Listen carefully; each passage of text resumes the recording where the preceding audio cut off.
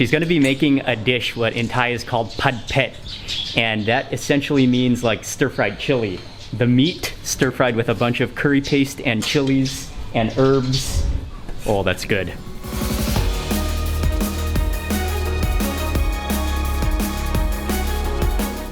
Good morning, everyone. It's Mark Wiens with migrationology.com.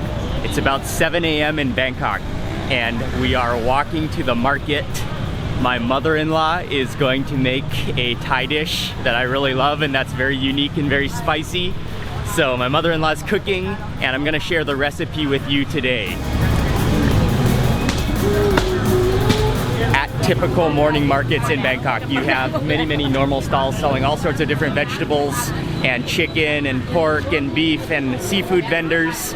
And then usually also at Bangkok markets, they have 1 or 2 stalls that serve jungle ingredients, real countryside herbs and ingredients. And we are going to the country stall, the jungle stall. มีนกเบ็ดน้ำไหมครับแม่ตัวเดียวเอา2 ตัวไหมแม่ตัวเองนะนี่กันได้ยิน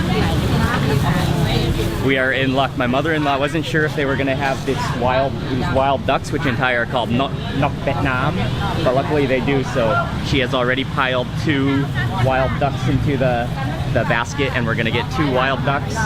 And then they have just all sorts of wild jungle ingredients here. There are crickets and all sorts of mushrooms. There's silkworms. There are herbs. It all depends.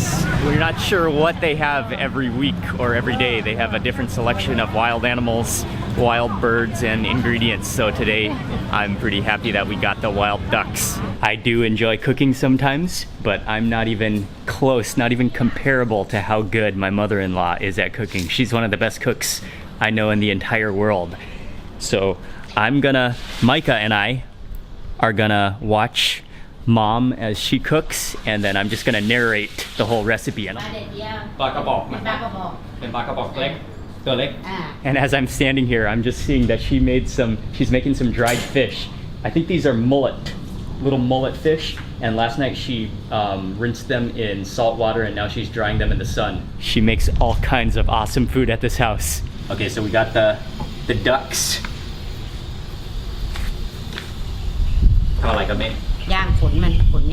Oh, okay. She wants to just roast it over the fire to take off all the hair. Oh, เป็นเป็ดย่างครับแม่ That already smells good. It smells like roast duck.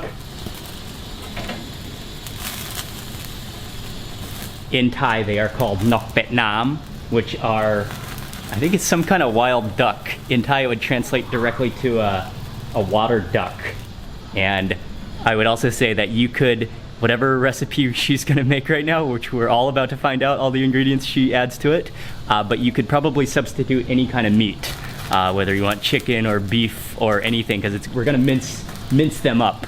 And now after roasting all the feather stubs off the ducks, now comes the time where she's going to rinse off the ducks and clean them. She is going the extra mile with tweezers to pull out all of the feathers. You don't want to bite into a hard feather. แล้วก็สับครับแม่ก่อน Okay ครับ She's about to chop off that head. I probably won't show too many details. It got a little bloody, but basically she took out all of the organs of the duck and kind of took out everything from the cavity. The last time she made this recipe, she included all the bones, like the entire duck, apart from the head, I think. Chopped it all up, minced it all up, but it was pretty kind of on the crunchy side. I got some bone shards stuck in my teeth. So this time I asked her to take out the bigger bones, but she said she's still gonna mince up I think the rib cage and the smaller bones. And then after she finishes doing that, we'll be ready to stir fry it all up with all the spices and all the chilies. I think so, Kami.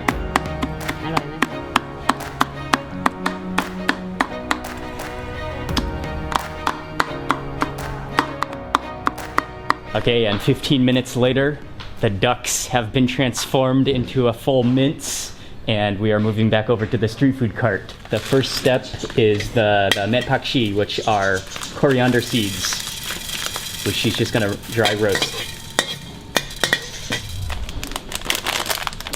Oh, อันนี้เป็นผักชีอันนี้ยี่หร่า and jira. And then also some jira, cumin. Oh yes, the aroma of that dry roasting jira or cumin is just amazing.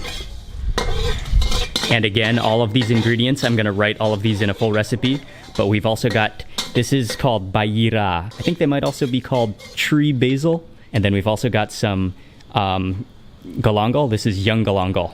Oh, and as I'm speaking, she has finished roasting those spices and she's dumping them into the mortar.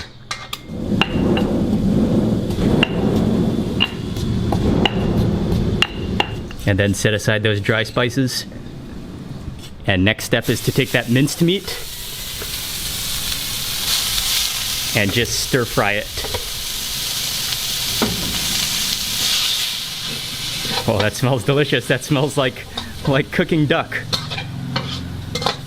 A little bit of a gamey smell to it. What we're gonna do for this recipe is we're gonna prepare all of the ingredients separately. So stir fry the meat, get all the spices ready, and then after that we're gonna assemble the entire thing by stir frying it all together. The duck is finished stir frying and she's draining out all that oil. You can see it.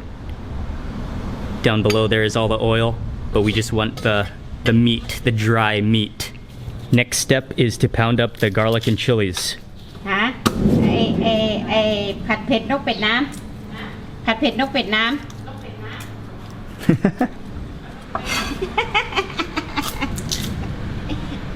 มาเมื่อไหร่จะกินเมื่อนั้น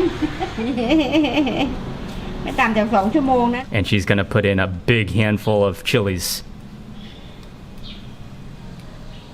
So you just want to pull off those stems and then drop them into the mortar with the garlic and pound those up. กินเผ็ดได้ครับ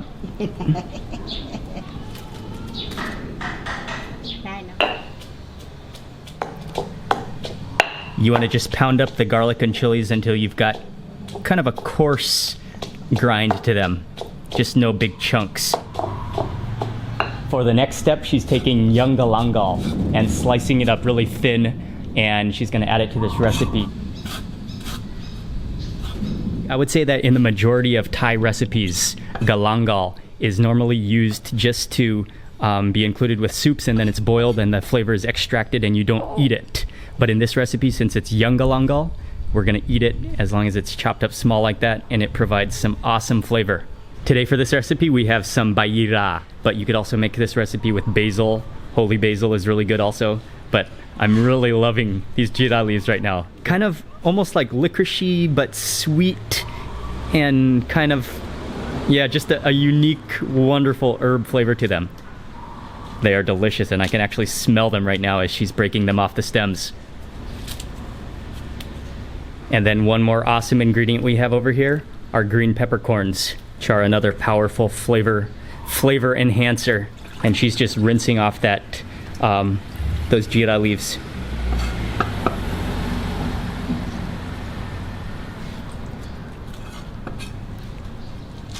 And I think just because they're so big, she's just going to give it a coarse chop. Otherwise, you could just leave them whole. And then in go those green peppercorns, give them a quick wash. And then she's just lightly chopping them as well. Just so you don't get an entire strand of peppercorns in your mouth at once in one bite. Everything's prepared. Oh, she's about to add in the oil right now. But she's going to add in some oil, and then we're just going to assemble everything, including that duck. And then first, inside the oil, goes in all of the chilies and garlic that we pounded up. If it gets too dry, you can add in just a little bit of water. This is a southern Thai curry paste. And that's a good 3 or 4 tablespoons, I think.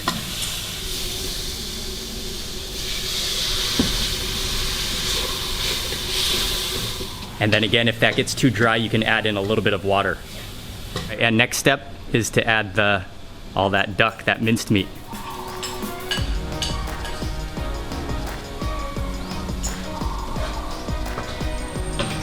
Oh, that smells so good. Next goes in all of the galangal. And then those dry spices, which is the coriander seeds and the jira cumin. And then just stir fry all that up.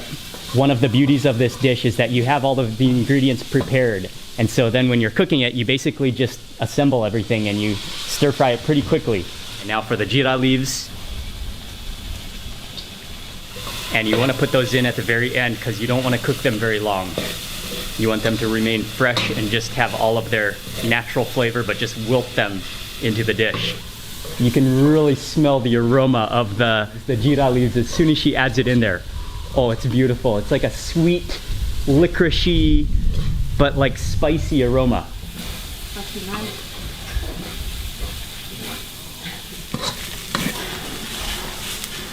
Okay, here's my taste test time.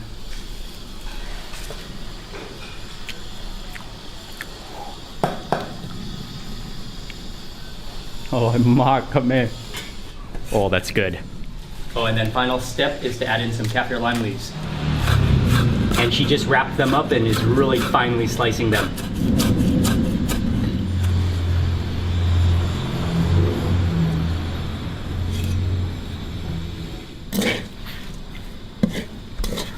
Ghê mình canh má phỏng tuần á. And that was the final step. She just threw in the kaffir lime leaves and just stir fried it just for a couple more seconds. Oh, that spoon.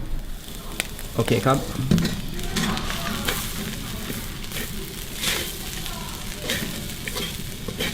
This guy Micah slept through the entire recipe. One more thing that my mother-in-law just mentioned is that she didn't need to add any extra fish sauce or salt because the curry paste already had salt in it, and I think probably it also had shrimp paste in it, which gave it some saltiness.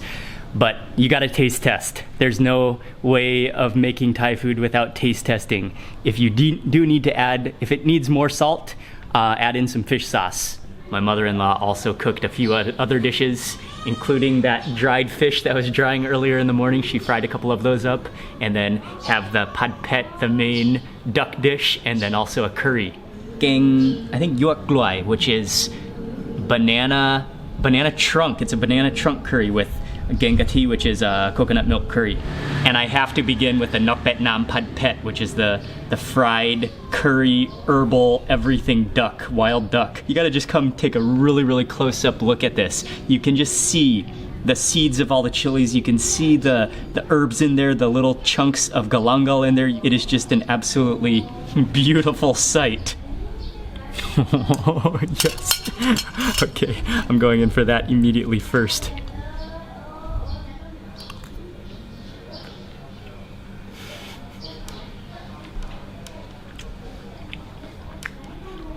It's amazing.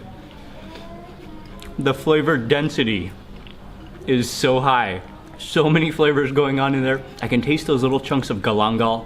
I can also really taste the jira leaves.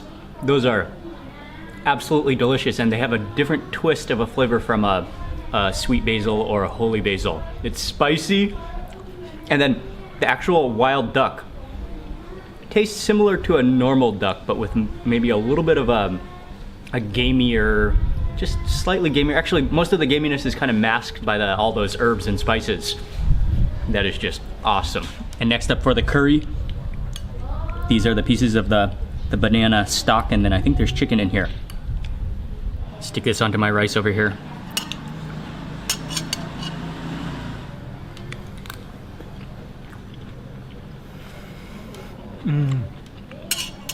Those banana stalks, they're a little bit chewy and slightly like slimy.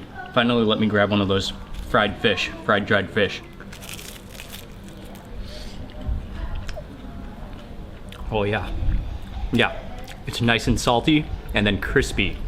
Oh, she made it really good. Let me get that head in this bite. Oh yeah. Thank you very much to my mother-in-law for making the food and for showing us all of that recipe, and thank you all very much for watching this recipe. I think that phet is one of my ultimate favorite Thai dishes. There's so much, that's just an ultimate stir-fry dish that you can make.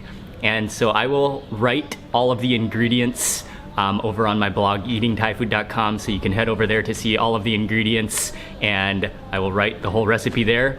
Thank you very much for watching this recipe about awesome Thai food. Please remember to give this video a thumbs up if you enjoyed it, and if you're not already subscribed, make sure you subscribe to my YouTube channel for lots more food and travel videos. And thank you again for watching. I will see you on the next video.